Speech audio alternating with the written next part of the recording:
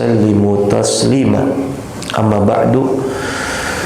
Bapak Ibu hadirin ikhwatul iman, alhamdulillah kita bersyukur kepada Allah Subhanahu wa taala, dan insyaallah salah satu bukti kita bersyukur kepada Allah termasuk kita hadir di pengajian, hadir di majelis ilmu, karena ulama sepakat bahwa tingkatan syukur yang paling tinggi itu adalah al-amal. Jadi kalau kita hanya bersyukur dengan mengucapkan hamdalah, ya itu juga bagus, tetapi tingkatan syukur paling rendah. Oleh karenanya wajar kalau Nabi Shallallahu Alaihi Wasallam syukurnya gitu, sampai ibadahnya Nabi, sholatnya Nabi, sampai kaki Nabi bengkak-bengkak. Apa kata Nabi? Afala an akuna abdan syakuro. Tidak bolehkah aku menjadi hamba yang bersyukur? Jadi syukurnya Nabi itu ibadah, ya lama berdirinya Pak, ya saking lama berdiri, boleh jadi bacaan surah yang dibaca oleh Nabi sangat panjang, begitu ya. Oleh karenanya Bapak Ibu sekalian, jangan sampai nikmat yang Allah titipkan kepada kita menjadikan kita jauh dari Allah Subhanahu wa taala. Kullu ni'matin la tuqarribu minallah fahiya baliyatun. Manakala setiap nikmat itu menjadikan kita semakin jauh dengan Allah, maka hakikatnya bukan kenikmatan, tetapi itu adalah musibah bagi kita semua. Ya. Oleh karenanya ikhwatul iman rahimakumullah, agar Allah ridho dengan nikmat yang Allah berikan kepada kita, maka mudah-mudahan kita bisa mensyukuri setiap nikmat yang hakikatnya syukur itu bukan buat Allah. Sebagaimana yang Allah firmankan di dalam Al-Quran, man yashkurullaha yashkuru li nafsih. Siapa yang bersyukur kepada Allah, maka hakikatnya syukur itu buat diri kalian sendiri. Jadi Allah mah nggak butuh syukur kita Pak. Ya. Makanya ketika Nabi Musa alaihi salam mengatakan kepada kaumnya, apa kata Nabi Musa? In takfuruna man fil ardi jami'an. Jika semua kalian itu kufur, gitu ya. Awalnya Nabi Musa mengatakan begini, ya, wa idz qala Musa liqaumihi udhkuru ni'matallahi 'alaikum.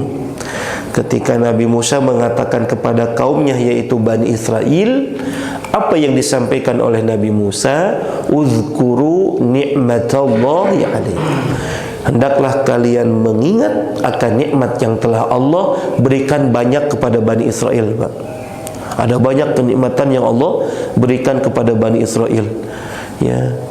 Jadi sebelum umatnya Rasulullah, Pak, ya, umat yang paling dimanjakan oleh Allah itu umatnya Bani Israel, Pak. Ya. Sampai-sampai ada ayat di dalam Al-Quran, ya Bani Israel azkuru ni'mati allati an'amtu alaikum wa anni faddaltukum alal alamin. Itu Allah yang langsung mengatakan, wahai Bani Israel, ya, Allah sudah banyak berikan nikmat kepada kalian, dan Allah telah melebihkan kalian dibandingkan kaum yang ada di bumi ini. Ya, itu Bani Israel. Ya. Maka Nabi Musa alaihissalam mengingatkan kepada Bani Israel, ya ingat nikmat yang telah Allah berikan kepada kalian. Nah, tetapi kata Allah Subhanahu wa taala ketika ayat Allah mengatakan wa idz ta'adzana rabbukum la in syakartum la azidannakum wa la in kafartum inna azabi lasyadid. Nah, setelah ayat itu Allah katakan in takfuruna man fil ardi jami'an. jika semua manusia yang ada di bumi ini kufur kepada Allah. Ingat, Allah mah tidak akan pernah rugi sedikit pun. Wa innallaha laghaniyun hamid. Sesungguhnya Allah Maha Kaya, Allah Maha Terpuji. Artinya apa? Syukurnya kita yang ada di bumi ini, Bapak Ibu ikhwatul iman rahimakumullah, tidak akan pernah menambah sedikit pun kemuliaan Allah. Gitu. Ya. Ya. Atau sebaliknya, jika semua manusia ini kufur kepada Allah, maka tidak akan pernah sedikit pun mengurangi kemuliaan Allah Subhanahu wa ta'ala. Ya. Ya, maka tidak boleh jadi Bapak Ibu sekalian, kita ini kan tidak pernah tahu ibadah mana yang kita lakukan, yang ibadah itu mendatangkan ridha dari Allah Subhanahu wa ta'ala. Boleh jadi bukan karena sholat kita, ya, tetapi karena sedekah kita, ya. Bisa jadi ibadah yang lainnya yang mendatangkan Allah ridho. Maka jangan sampai kita menyepelekan sedikit pun setiap amal-amal yang kita lakukan. Dalam hadis Nabi Sallallahu Alaihi Wasallam, hadis ini diriwayatkan Imam Muslim. Apa kata Nabi? Ada orang yang Allah masukkan ke surga bukan karena ibadah sholatnya, bukan karena ibadah saumnya, tetapi orang itu masuk ke surga disebabkan karena memungut duri di jalanan. Allahu Akbar. Ya. Oleh karenanya ikhwatul iman rahimakumullah, semoga ya sebagaimana doanya Umar bin Khattab radhiyallahu an, doanya Umar bin Khattab ketika berdoa kepada Allah, apa doanya? Allahumma ij'al amali kulluha salihan, ya, waj'al liwajhika khalisan wa la taj'al li ahadin fihi syai'a. Ya Allah, jadikan setiap amal-amalku ini semuanya amal soleh. Karena boleh jadi itu Umar bin Khattab berdoa begitu, boleh jadi tidak semua amal kita dicatat oleh Allah sebagai amal soleh. Ya. Ya. Qul hal nunabbi'ukum bil akhsarina a'mala. Ada orang yang beramal tetapi amalnya sia-sia. Tuh. Ya. Nah, mudah-mudahan amal kita ikhlas karena Allah Subhanahu wa taala. Termasuk Bapak Ibu ya menghadiri majelis ilmu, kajian seperti ini mudah-mudahan dicatat oleh Allah Subhanahu wa taala sebagai amal saleh. Ya. Bahkan insyaallah kalau kita ikhlas karena Allah Subhanahu wa taala, maka Bapak Ibu ini insyaallah termasuk ya yang kebagian berkah doa dari Nabi. Karena Nabi pernah berdoa semasa hidupnya, Allahumma barik li ummati fi bukuriha. Ya Allah, berikan keberkahan kepada umatku yang sedang melaksanakan ketaatan ibadah fi bukuriha. Fi bukuriha itu waktu subuh, ya. Nah, insyaallah kita ini termasuk yang mendapatkan keberkahan dari doa Nabi Sallallahu Alaihi Wasallam. Amin ya rabbal alamin. Bapak Ibu ikhwatul iman rahimakumullah, pada kesempatan ini ya saya ingin menukil hadis Nabi Sallallahu Alaihi Wasallam yang mudah-mudahan Allah memberikan kepada kita kemampuan untuk bisa mengamalkannya. Yang paling penting kan begitu Pak ya. Ya, kita bisa mengamalkan setiap apa yang kita dapatkan, gitu. Ya. Ini hadis Nabi Sallallahu Alaihi Wasallam. Hadis ini riwayat Imam Bukhari, ya, dan tertulis di dalam kitab Fathul Bari, ya. Jadi Imam Bukhari itu mengumpulkan hadis-hadis Nabi Sallallahu Alaihi Wasallam, dan salah satu kitab ya yang ditulis oleh Imam Bukhari itu ya kitab Fathul, bukan ditulis ya, yang dikumpulkan hadis yang diriwayatkan oleh Imam Bukhari ya. Kalau ditulisnya dikumpulkannya oleh Imam Ibnu Hajar Al-Asqalani yang namanya kitab Fathul Bari ya. Apa hadisnya? Kata Nabi Sallallahu Alaihi Wasallam, "Thalathun man jama'ahunna faqad jama'al iman." siapa yang terkumpul di dalam seseorang ketiga hal, salatun itu tiga apa ya? Siapa yang di dalam dirinya terhimpun ketiga hal ini, faqad jama'al iman, kata Nabi, maka sungguh imannya telah sempurna. Tiga hal. Ya. Bapak Ibu sekalian, ya kita ini kan diperintahkan oleh Allah Subhanahu wa taala untuk membekali diri kita dengan iman. Kenapa? Karena iman itu yang mendatangkan keberkahan di dalam hidup kita. Iman itu yang menjadikan setiap amal soleh seseorang itu ya diangkat sampai kepada Allah Subhanahu wa taala. Sebagaimana misalnya Allah sebutkan di dalam ayat, man amila salihan min dzakarin au untha fahuwa mu'min. Ada tambahannya. Siapa yang beramal soleh, laki-laki ataupun perempuan, enggak berhenti di sini nih. Tetapi kata Allah, fahuwa mu'min. Asal syaratnya dia beriman. Maka amal soleh yang dia lakukan itu, falanuhyiyannahu hayatan thayyibah, maka amal solehnya itu akan mendatangkan kebaikan di dalam hidupnya. Walanaziyannahum ajrahum bi ahsanin bima kanu ya'malun. Bahkan amal solehnya itu menjadikan Allah memberikan balasan pahala yang balasannya itu jauh lebih baik, jauh lebih besar ketimbang amal soleh yang dikerjakannya. Begitu. Jadi memang iman itu Pak, ya kalau ada pada diri kita, Bapak Ibu sekalian, maka iman itu sebab yang mendatangkan keberkahan dari Allah Subhanahu wa taala. Jadi begitu juga Bapak Ibu sekalian, negeri ini kalau ingin berkah ya mesti itu ya semangatnya, hamasahnya itu hamasatul iman. Semangatnya mesti semangat iman.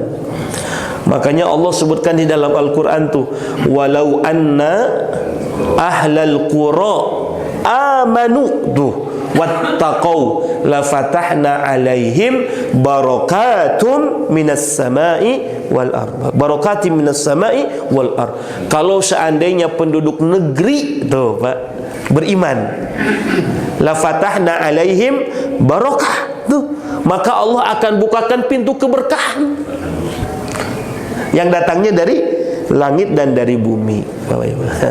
Jadi kalau ingin berkah sebuah negeri, ingin berkah rumah tangga kita, ingin berkah dalam kehidupan kita, maka kata Allah Subhanahu wa taala, mesti Bapak Ibu sekalian ya di dalam diri kita mesti dibekali dengan iman. Di ayat yang lain Allah katakan, walakinnallaha habbaba ilaikumul iman wa zayyanahu fi qulubikum. Bapak Ibu sekalian ya, akan tetapi ya Allah Subhanahu wa taala yang mencintai keimanan yang ada pada diri kalian, dan keimanan itu yang menjadikan hati ya kehidupan kalian itu menjadi indah Pak. Iman itu begitu Pak ya, melihat sesuatu dengan iman itu ya pasti sesuatu yang dilihat itu positif. Kalau orang melihatnya dengan keimanan ya, dapat musibah nggak akan mengeluh Pak ya, kalau sudah ada iman ya.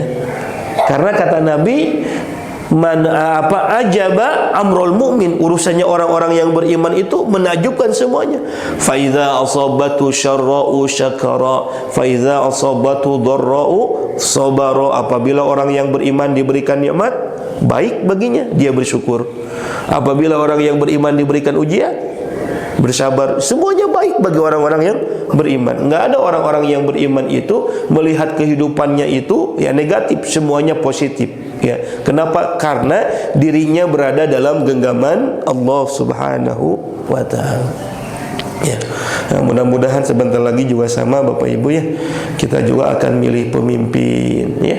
Mudah-mudahan ya, ya pemimpin-pemimpin kita betul-betul yang bisa memperhatikan masalah keimanan ini ya. Kadang kita ngeri Pak ya, Masya Allah ya. Kemarin sempat ramai Pak ya, ada undang-undang, ada peraturan pemberian alat kontrasepsi. Itu Pak dilegalkan kadang oleh negara gitu dah. Kebayang tuh pada barokah kumaha tah gitu. Ya, alat kontrasepsi kan sama dengan menyuruh zina eta teh Pak. Gitu. Nah, ini kadang boleh jadi Bapak Ibu sekalian. Makanya kalau kita perhatikan apa sih yang nggak ada di kita Pak? Betul nggak Pak? Semua. Ya, makanya ini salah satu kata, kalau kita baca sejarah, ini salah satu ya motivasi kenapa Jepang, Belanda 350 tahun ngejajah kita Pak. Karena memang kita ini kaya dengan sumber daya alam. Apa yang tidak ada di kita Pak? Ya. Ya, barang tambang Pak ya, minyak bumi semuanya, emas Pak ada di kita. Ya, makanya Bapak Ibu sekalian, ya kita 79 tahun merdeka, boleh jadi barang tambangnya mah dikuasai sama orang lain. Kita ini hanya kebagian tarik tambangnya saja Pak. 17 Agustusan ya. Bismillahirrahmanirrahim. Punten Pak ya.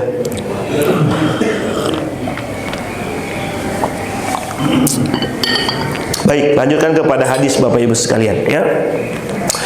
Kata Nabi Shallallahu Alaihi Wasallam, ada 3 hal yang apabila terhimpun pada diri seseorang, faqad jama'al iman, maka ya imannya itu akan sempurna.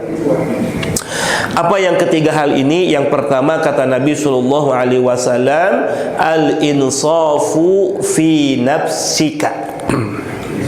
Yang kedua, al-badrus salam lil alam. Dan yang ketiga, al-infaqu minal iqtar. Itu hadis Nabi ya. Apa yang pertama? Al-insafu fi nafsika, kata Nabi ya, yaitu berlaku adil kepada diri kita. Kita seringkali memaknai adil itu kadang kepada orang lain, pemimpin kepada bawahannya, kepada orang-orang yang ada di sekeliling kita. Memang diperintahkan oleh Allah berlaku adil seperti itu di dalam Al-Quran. I'dilu huwa aqrabu littaqwa. Berlaku adillah kalian karena adil itu lebih dekat dengan ketakwaan. Jadi kasarnya hanya orang yang bertakwa yang bisa berlaku adil. Tetapi dalam hadis Nabi Sallallahu Alaihi Wasallam, Bapak Ibu sekalian, ya ternyata ya Nabi memerintahkan kepada kita itu bukan hanya berlaku adil kepada orang yang ada di sekeliling kita, ya, tetapi kata Nabi al-insafu fi nafsika. Hendaklah kalian berlaku adil kepada diri kalian sendiri. Apa kira-kira maksudnya Pak? Berlaku adil terhadap diri kita.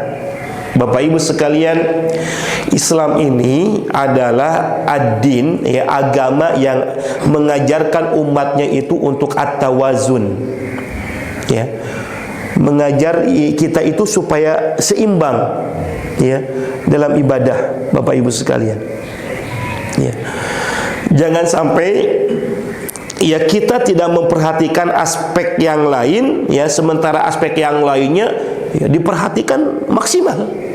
Makanya kata Imam Ibnu Qayyim Az-Zaujiyah, Bapak Ibu, sesungguhnya pada setiap masing-masing kita itu ada 3 unsur yang tidak boleh kita abaikan.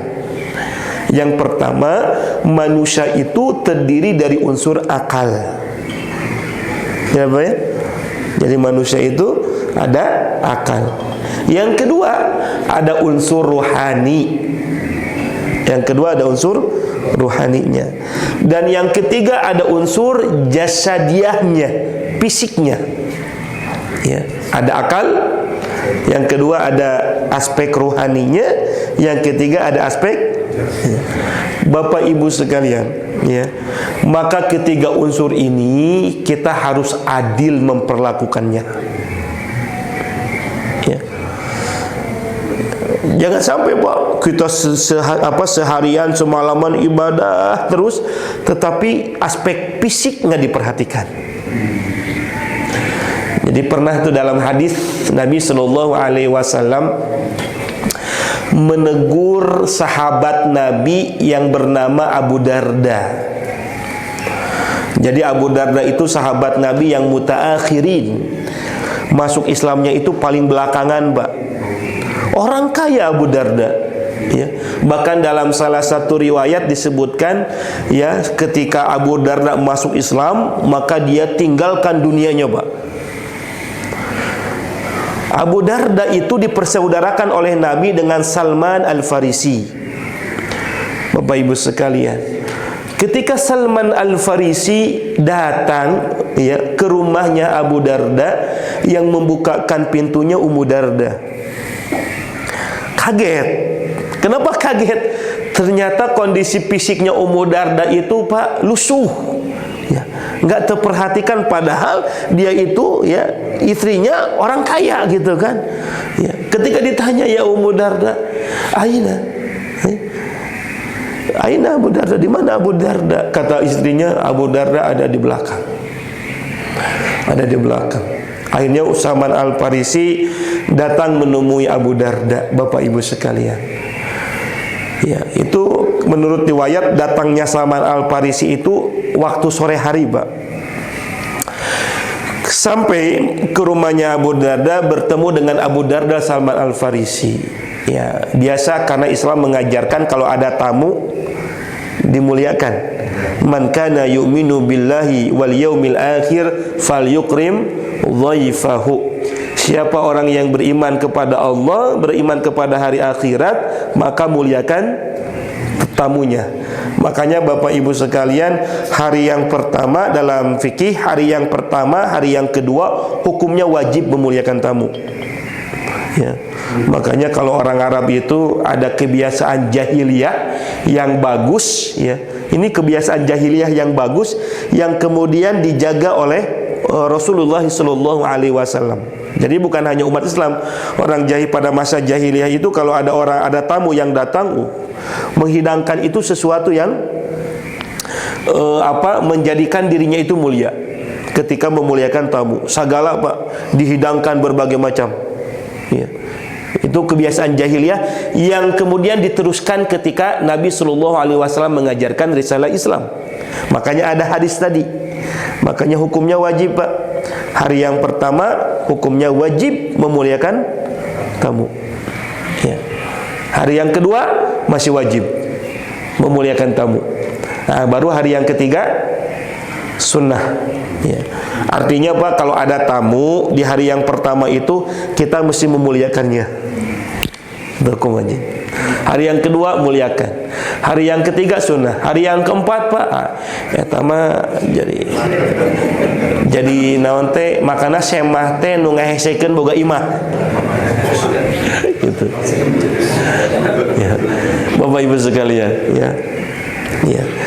Karena ada ayatnya, Bahkan Nabi Ibrahim alaihissalam itu, ya, termasuk kata para ulama, ya, ketika Nabi Ibrahim itu tidak punya anak sampai 20 tahun Nabi Ibrahim tidak punya anak, lalu Allah kasih anak kepada Nabi Ibrahim.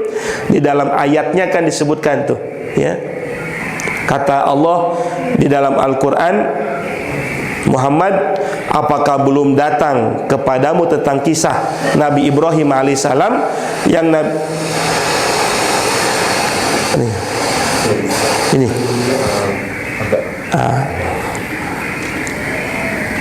yang Nabi Ibrahim itu memuliakan tamunya. Hal ataka hadithu dhaifi Ibrahimal mukramin iddakhalu alaihi qalu salaman faragha ila ahlihi faja'a bi ijlin samin. Wah, tuh, bahkan memberikan hidangan yang terbaik saat itu.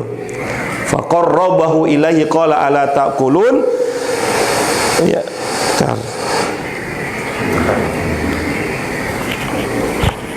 ya. Jadi Bapak Ibu sekalian, memuliakan tamu itu termasuk ajaran Islam. Abu Darda, Bapak Ibu sekalian, ketika datang Salman Al-Farisi, ya, dia hidangkan makanan buat Salman Al-Farisi karena ajaran Islam.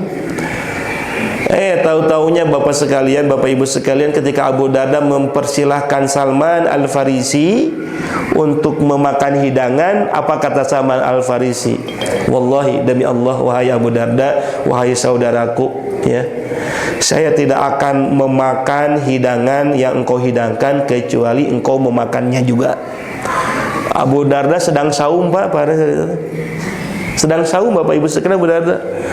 Karena Salman Al-Farisi begitu komentarnya, maka kepaksa Abu Darda yang sedang saum, lalu kemudian Abu Darda pun jadi batal, Pak. Kecewa. Abu Darda kecewa dengan kedatangan Salman Al-Farisi. Yang tadinya saum, gara-gara Salman Al-Farisi jadi buka. Ternyata Salman Al-Farisi, Pak, habis datang jadi tamu, ya, tamunya Abu Darda, ternyata nggak pulang, Pak. Nggak pulang. Disebutkan oleh Nabi dalam hadis riwayat Imam Muslim, ya. Akhirnya Salman Al-Farisi itu nginep di rumahnya Abu Darda. Ternyata Bapak Ibu sekalian, Abu Darda itu menghabiskan setiap malamnya itu untuk ibadah, ya. Saat itu Salman Al-Farisi tidur bersampingan dengan Abu Darda. Ketika Abu Darda misal jam 9 di awal malam, jam 9 mau sholat, 9 malam, maka kemudian Abu Salman Al-Farisi menarik tangannya. Hei Abu Darda, mau kemana engkau? Mau sholat. Udah istirahat dulu, sare tidur ya, nanti bisa ada waktu sholat, gitu kan. Akhirnya apa? Yang tadi yang biasanya Abu Darda itu menghabiskan malamnya untuk sholat, gara-gara Abu Darda saat itu menarik lengannya untuk tidur, jadi kemudian tidur tuh Abu Darda. Sampai tengah malam dia bangun, jam 12 malam Abu Darda bangun. Ketika Abu Darda ini bangun, maka kemudian Salman Al-Farisi menarik lagi. Ya Abu Darda, masih tengah malam, udah istirahat nanti. Dalam hatinya Abu Darda, gara-gara si Salman, gitu kan. Baru di sepertiga malam dibangunkan oleh Salman Al-Farisi. Ya Abu Darda, kalau engkau mau sholat silakan kau sholat. Subhanallah, Bapak Ibu sekalian, apa yang terjadi? Keesokan harinya Abu Darda, ya, mengadu kepada Rasulullah. Abu Darda mengadu kepada Rasulullah. Apa kata Abu Darda? Ya Rasulullah, gara-gara si Salman, mencek barang matu. Kenapa? Yang tadinya aku sedang saum jadi berbuka. Yang tadinya aku biasanya ibadah setiap malam, lalu kemudian saat itu aku ibadahnya sedikit ya Rasulullah. Ya. Lalu kata Nabi, apa yang dikatakan oleh Salman kepadamu? Kata Abu Darda, Salman mengatakan kepadaku, ya Abu Darda, ya, fa inna jasaduka haqqun. Wahai Abu Darda, sesungguhnya pada jasadmu ada hak, pada keluargamu ada hak. Maka apa kata Nabi? Sadaqta. Benar apa yang dikatakan Salman Al-Farisi. Bapak Ibu sekalian, apa hikmahnya kira-kira dalam hadis ini? Kata para ulama, Bapak Ibu sekalian, sebagaimana Aisyah pun mengatakan ketika ditanya Aisyah oleh para wanita tentang ibadahnya Nabi, maka apa jawabannya Aisyah radhiyallahu anha? Nabi kadang melewati setiap malamnya dengan istirahat, sebagian malamnya Nabi gunakan untuk ibadah. Nabi melewati sebagian siangnya dengan saum, tetapi sebagian siang yang lainnya Nabi pun berbuka. Ini makna Bapak Ibu sekalian, al-insafu fi nafsika. Berlaku adil kepada diri kita, ya. Termasuk fisik kita, jasad kita, Bapak Ibu sekalian. Makanya jangan heran kalau ada hadis Nabi begini, innallaha yuhibbul mu'min qawiyyun minadh dhaif. Sesungguhnya Allah mencintai orang yang beriman yang kuat daripada orang-orang yang beriman tapi lemah. Bapak Ibu sekalian, harus kita perhatikan ketiga aspek yang ada di dalam diri kita, ya. Yang pertama aspek jasad, yang kedua aspek hati nurani, ruhani, yang kedua aspek akal. Nah, Bapak Ibu sekalian, memenuhi aspek akal dengan ilmu. Makanya Bapak Ibu, kewajiban kita selaku seorang muslim, bahkan Imam Ibnu Qayyim Az-Zawjiyah sampai mengomentari begini, sesungguhnya kebutuhan manusia terhadap akalnya itu mesti jauh lebih besar ketimbang kebutuhan terhadap jasadnya, termasuk kebutuhan terhadap ruhaninya, Pak. Masya Allah. Bapak Ibu, ya, kenapa Bapak Ibu Imam Ibnu Qayyim Az-Zawjiyah mengatakan begitu? Padahal kita ketahui Imam Ibnu Qayyim itu banyak menyusun kitab-kitab yang bertemakan tentang ruhiyah. Ya, salah satu kitab yang ditulis oleh beliau itu adalah, ya, Judulnya itu ya An-Nufus ya tentang masalah jiwa, hati gitu kan. Ya. Tetapi kata Imam Ibnu Qayyim Az-Zawjiyah, ketahuilah sesungguhnya kebutuhan manusia terhadap akalnya itu mesti jauh lebih besar ketimbang kebutuhan terhadap ruhani ataupun jasadnya, Pak. Kenapa Imam Ibnu Qayyim Az-Zawjiyah mengatakan seperti itu ya? Kalau manusia dipenuhi dengan akalnya, Bapak Ibu sekalian, maka insya Allah ya manusia tidak akan tersesat dengan ibadahnya. Hati-hati Bapak Ibu sekalian. Minggu kemarin ya Bapak Ibu sekalian, dulu saya sempat menyampaikan Bapak Ibu ada jamaah ya yang ikut menjadi muhibbin dan ikut pengajiannya yang mengajarkan tasawuf, Pak. Tidak semua tasawuf salah, Pak ya. Saya sempat dulu kalau tidak salah menyampaikan, Pak, ada jamaah suaminya karena kerja di luar kota, Pak. Bukan di luar kota, luar negeri. Sekarang di Singapura, di Malaysia, di pertambangan lah. Ketika ketemu, sampai datang ke rumah saya, Bapak Ibu sekalian, sampai datang ke rumah, mengeluhkan tentang kondisi istrinya yang ikut pengajian aliran tertentu ya. Sampai diajak sholat berjamaah oleh suaminya, Pak, nggak mau, Pak. Apa alasannya? Ayah, kalau ibu ini, bunda ini sholatnya bunda itu sudah sampai kepada Allah, bertemu dengan Allah. Sekarang bunda mau nanya, ayah kalau sholat ketemu langsung nggak sama Allah ya? Kan kita nggak bisa melihat langsung Allah, Pak ya. Tetapi kita sebagaimana hadis Nabi, kalau kita sedang ibadah itu ya, ihsan antabudallaha ka'annaka tarahu fa illam takun tara fa innahu yarak. Seolah-olah kita sedang dilihat sama Allah. Bapak Ibu, sampai saat itu ya suaminya mengeluh, Pak. Pulang dari luar negeri ingin, Pak ya sebagaimana keluarga gitu ya, sholat berjamaah, nggak pernah mau sholat berjamaah dengan suaminya, Pak. Kenapa? Karena si istrinya menyangka ya bahwa suaminya itu belum dibukakan kalbunya, sehingga ketika sholat dia belum bisa melihat wajah Allah. Suaminya bertanya, Bapak Ibu, ke istrinya, Bunda, emang Bunda kalau sedang sholat lihat wajah Allah? Lihat, katanya. Kok bisa begitu? Karena hati Bunda sudah dibukakan oleh guru Bunda. Itu, Pak, Masya Allah, Pak. Itu, aduh, kalau saya sebutkan namanya Bapak Ibu ya, itu banyak tuh ceramah gurunya beliau itu di YouTube. Banyak tuh ceramah kalau saya sebutkan namanya. Minggu kemarin persis, Bapak Ibu sekalian, saya ketemu lagi karena beliau kerja di Thailand, udah pulang ke Bandung.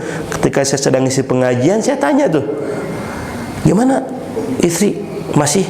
Alhamdulillah Ustaz, sekarang udah nggak ikut lagi pengajian. Ustaz, saya juga pengen ngomong sama Ustaz. Emang kenapa? Akhirnya Bapak Ibu sekalian, istrinya itu mengikuti gurunya. Jadi saking dulu fanatismenya kepada gurunya, pengajian gurunya dikejar, Pak. Sampai ada satu waktu si gurunya itu ketika di Bekasi, dia cerita, gurunya di Bekasi, si istrinya itu ikut pengajian ke gurunya di Bekasi. Apa yang terjadi, Bapak Ibu sekalian? Istrinya itu zina dengan gurunya. Ini si suami yang menyatakan, istrinya sampai minta maaf gitu kan, sampai nangis-nangis, Bapak Ibu sekalian ya. Coba Bapak Ibu, padahal gurunya itu dikenal mursyid, kenal mursyid yang membukakan hatinya bisa bertemu dengan Allah. Paham nggak, Pak? Ini rahasia Imam Ibnu Qayyim Az-Zawjiyah mengatakan. Makanya Bapak Ibu sekalian sering kali itu ya, kalau ruhani oke lah, dia banyak berbicara tentang ruhani gitu kan, bicara tentang qalbu. Tetapi Bapak Ibu sekalian, ketika seseorang akalnya tanpa diisi dengan ilmu, padahal Nabi mengatakan tanda cintanya Allah kepada seseorang itu apa? Bukan orang itu banyak ibadah, tetapi man yuridillahu bihi khairan yufaqihu fid din. Kalau Allah menghendaki kebaikan kepada seseorang, Allah akan berikan pemahaman terhadap agamanya. Ngaco nih, Pak, nih Ustaz ketika ceramah itu ngaco nih. Ya, nafsirin ayat, sempat viral tuh nafsirin ayat tentang ayat tentang surat Al-Qari'ah. Dia artikan sebagai pembaca. Apa yang dibaca? Membaca kolbu, membaca pokoknya gitulah, yang begituan. Padahal Al-Qari'ah yaumus sa'ah, gitu kan? Ulama sepakat Al-Qari'atu mal Qari'ah itu berbicara tentang hari kiamat. Bapak Ibu, ini jadi pelajaran buat kita. Maka ini rahasianya kenapa Imam Ibnu Qayyim Az-Zaujiyah harus bagi orang yang ingin mendalami jiwanya ketika dia mempelajari tasawuf itu, Bapak Ibu sekalian, maka yang paling penting itu ada mengisi ilmu, akalnya, begitu Bapak Ibu sekalian. Ini pengalaman Bapak Ibu ya.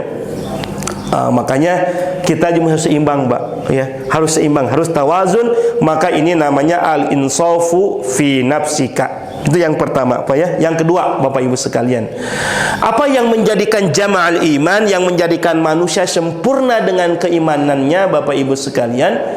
Yang kedua, kata Nabi SAW, al-badrus salam lil alam. Ketika seseorang itu mampu menebarkan salam, itu bukan hanya menyebarkan kalimatus salam, assalamualaikum, tetapi kalimat makna yang paling pas itu adalah al-badrus salam itu orang yang mampu menebarkan keselamatan. Jadi Bapak Ibu sekalian, ini ciri orang beriman, sempurna imannya.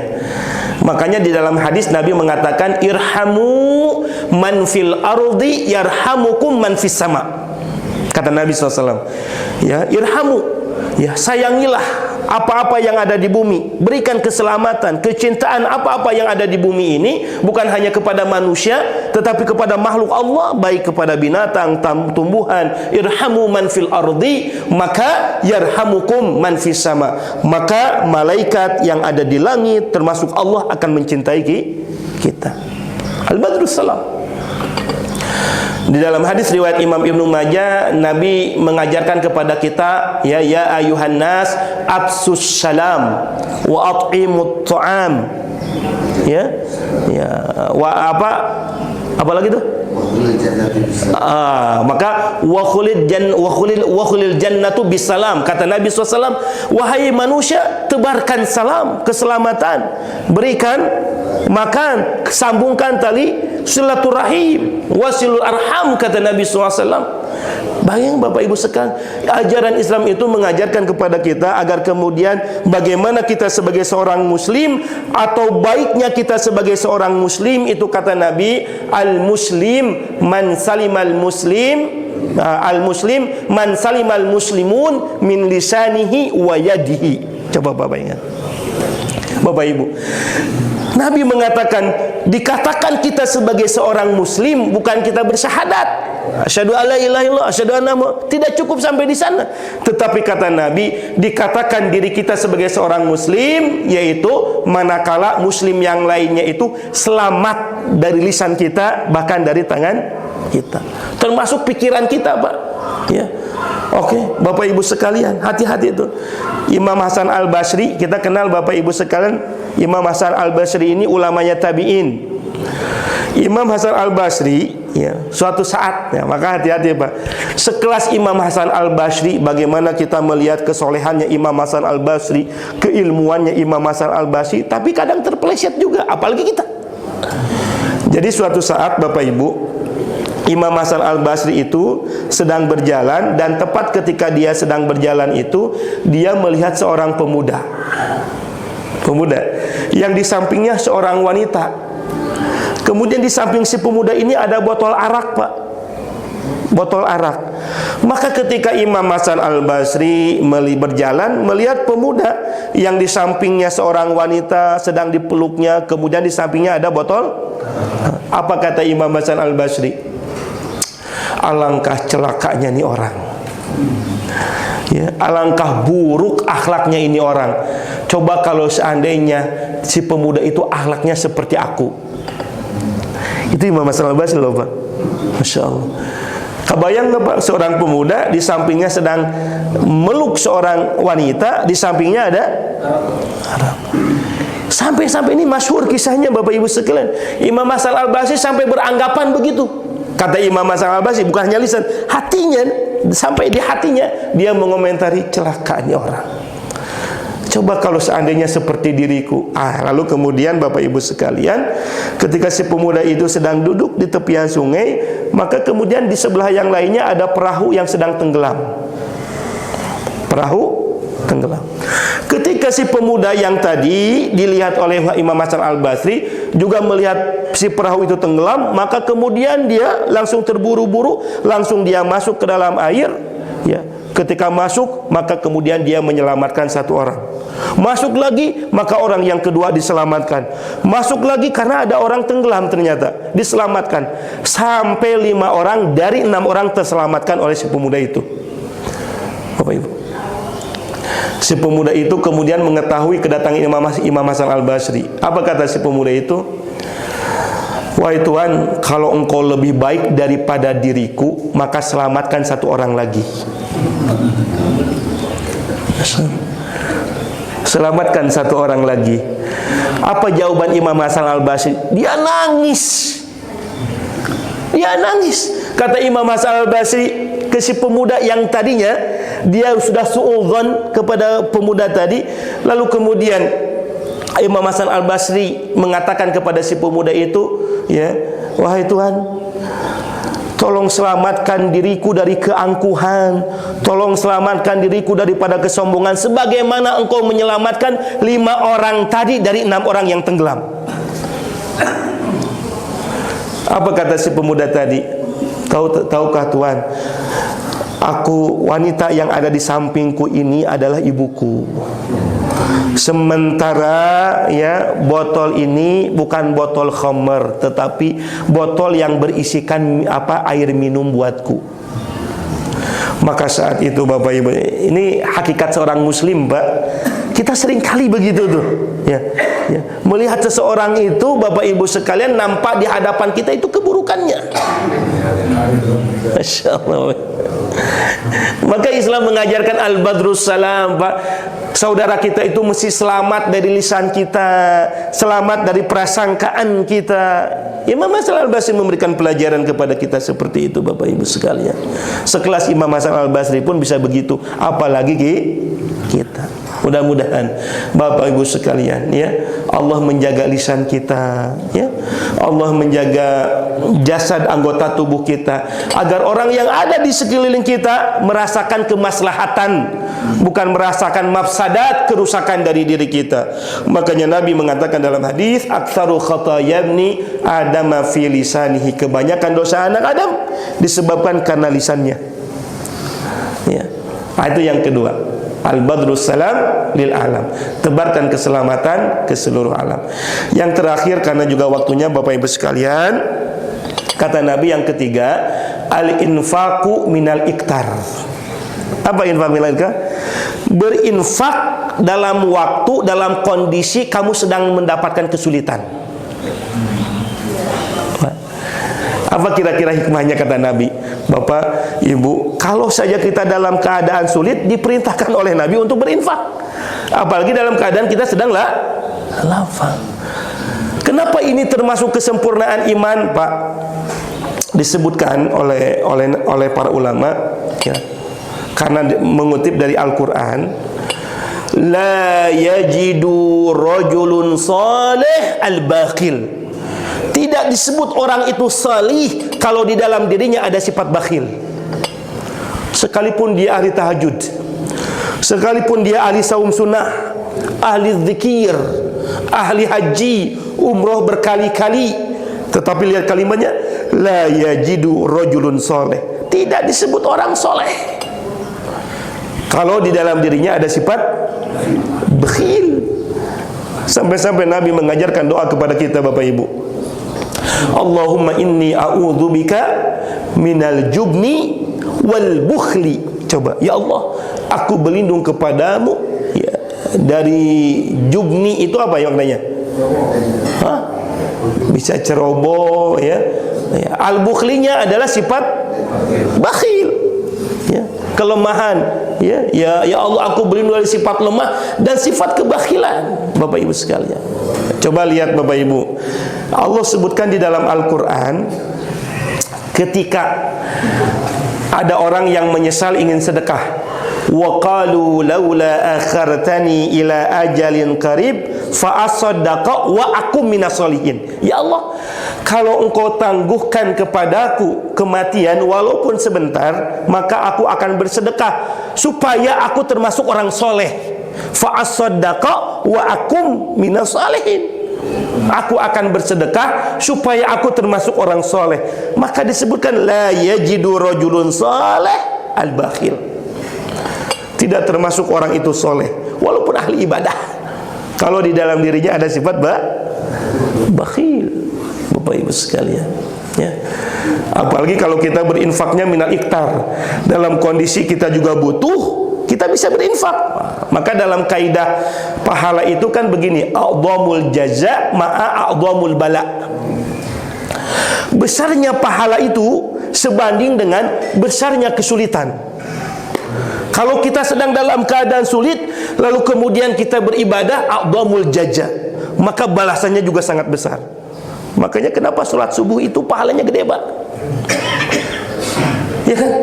Jangankan sholat subuhnya, sholat sunnah subuhnya ada hadis Nabi, rakaat sholat al-fajri khairu minad dunya wa ma fiha. Sholat qabla subuh, 2 rakaat itu, sholat sunnahnya itu lebih baik ketimbang dunia dan segala isinya.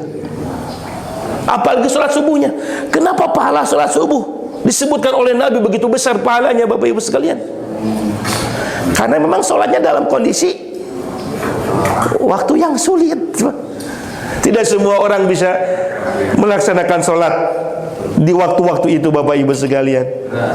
Maka Bapak Ibu, mudah-mudahan 3 hal ini ya, yang disampaikan oleh Nabi, ya, Allah berikan kemampuan kepada kita untuk bisa mengamalkannya, ya, agar kita menjadi orang yang sempurna keimanannya. Karena kata Nabi, kalau 3 hal itu ada pada diri kita, jama'al iman, maka sempurnalah keimanan kita. Yang pertama apa, Pak? Tuh podei, al-insafu fi nafsika, berlaku adil terhadap diri kita. Yang kedua, tuh ngahulang deui, al-badrus salam lil alam, menebarkan keselamatan kepada seluruh alam. Dan yang ketiga, apalagi infak hungkul, al-infaqu minal iqtar, kita mampu berinfak dalam waktu kita dalam keadaan kesulitan sekalipun. Bapak Ibu sekalian, ya, karena juga waktu, mudah-mudahan apa yang saya sampaikan hadis ini insyaallah bisa memberikan manfaat, dan mudah-mudahan kita bisa mengamalkannya insyaallah. Wallahu a'lam bishawab. Rabbana atina fid dunya hasanah wa fil akhirati hasanah wa qina adzabannar. Wa sallallahu ala Muhammadin wa ala alihi washabihi wasallim. Assalamualaikum warahmatullahi wabarakatuh.